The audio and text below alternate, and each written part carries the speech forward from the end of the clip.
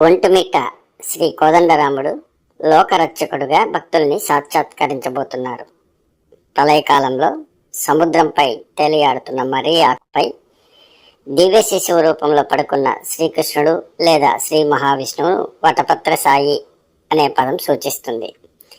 ఒంటిమిట్ట శ్రీ కోదండరామాలయ వార్షిక బ్రహ్మోత్సవాల్లో భాగంగా 4వ రోజు వటపత్ర సాయిగా భక్తులకు కనువిందు చేస్తారు. వట అంటే మర్రి చెట్టు, పత్ర అంటే ఆకు, సాయి అంటే శయనించినవాడు లేదా పడుకున్నవాడు అని అర్థం.